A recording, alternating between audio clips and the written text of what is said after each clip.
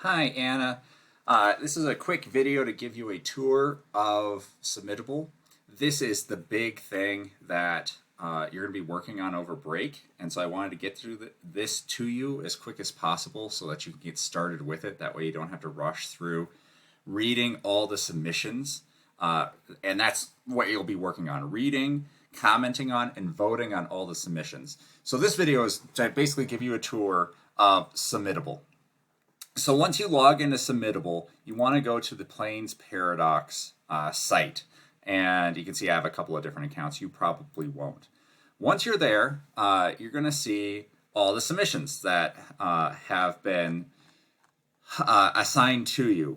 Now, we're going to see things on my version, which you don't have because yours is a little more locked down, a little more restricted. Not a big deal. But you're going to see submissions. The first thing you'll want to do is go to the filters and then go to project and then click on fiction, poetry, and creative nonfiction. We are going to ignore art and the student art show. We do not vote on those. Those are art editor things. So we don't need to step on their toes. And what this does then is gives us only the people that we will be reading. Okay, real quick, over on the left-hand side, you'll see the score. Other people have read these, and this is what they think about them. I urge you to try to ignore this score. You'll see it in a couple of places. As you read, you want to make up your mind first before looking at what other people say, because maybe you like something that other people don't like, and vice versa. So you want to make up your own mind. You also then have the title of the submission, and the name of the submitter, and the genre in which they submitted it. One thing I mentioned to everyone is that you want to be a little bit lenient with these genres. So if you see something you're like, this was submitted to poetry, but it's not quite poetry, I want to reject it. They had to pick one of these to submit under. So some work, as you know, with your work, they don't they don't fit neatly into one of those categories. So that you keep that in mind as you're reading along. You can also sort these by when people submitted. You could do it by by name. However you do it, you want to keep it in that order because it helps you see where you stopped reading and where you're going to keep reading, because you're not going to read all these in one go. Overall, you'll have 159 pieces to read. Some pieces, despite our instructions, have multiple poems or short stories inside one submission. So there's even more than 150. So it does take a while to go through these, and you want to be able to take your time. Okay, so once you start reading, you simply click on the name of the submission, and it pops you into the reading pane. A couple of things to note here is that you will start by seeing this. Over on the right-hand side, you're going to have everyone's comments. So you can see that CJ has said some things. Braxton, best. This is what I said. And on the left, you have the person's submission. So you can go ahead and read that. Now, we talked about, do you need to read every submission start to finish? And the answer is not really. You'll fall into a rhythm, but when you're reading so much work, oftentimes if something's going to work or not work within the first page or two. And so if you find okay, I don't want to accept this work, it's okay to skim the rest of it. You want to look at it, but you don't have to sit down and do a deep read of every single piece because it'll take too much time. So you want to read enough. So oftentimes what I do is I'll read the first 2 pages, and sometimes that's it.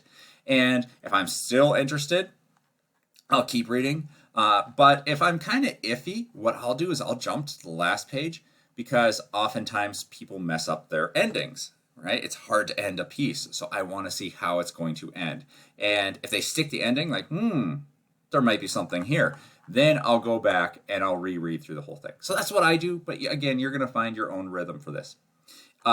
If people included multiple files, you can find those files here. This person only included one, or maybe they included one file twice. That's what it looks like, but whatever. You can also download things. You shouldn't need to do that. So for every single piece, once you've read it and you decided what you want to say about it, you go over here and you're going to type some notes. These notes are only seen by the editors. And this is something that we will never tell authors what we said about their work. This is confidential, what we say over here, because we need to be honest with each other, and sometimes honesty is hurtful towards the people who have submitted. So then once you said your bit, you can go through and you can see what other people have said if you want to do that. The next thing that you're going to do is click on reviews, and you're going to give it a vote. It's a very easy voting system. You can vote it up, you can vote it down, or you can give it a maybe. And again, you'll fall into your own rhythm of how you want to do this. Oftentimes when I first read through everything, I do multiple read-throughs. I upvote the things I want, I downvote a bunch of things that I don't want, and then I also, the things I'm not quite sure about. My second go through, I try to get rid of these maybes, as many as I can, because that's not especially helpful. And so I'm going to push it either one way or the other, but once you read everything, then you're better calibrated of, oh, this is the level of work that we have overall. So this piece either falls short or it fits in, okay? And so you're going to do that. So 3 things. You're going to read the piece, you're going to comment on the piece, and then you're going to vote on the piece. Up here, you have your arrow. You can simply hit next, and it'll bring you to the next work. So you don't have to go back to the main list, although you certainly can do that if you want. A couple of other nice little features. You have info if you want to see who the author is. But again, you should read the work. If someone doesn't put their name up at the top, like this one did, don't click on this to see who it is before reading it, because it's the work that matters, right? That hopefully makes sense. And that's it. That's all you're doing. That's the whole thing. So you're going to work your way on through. And when we have our next meeting, then we're going to be selecting which pieces go in. So we have all this work, 149, even more than that, pieces for you to read through. So there you go. That's everything. Let me know if you have any questions about this process.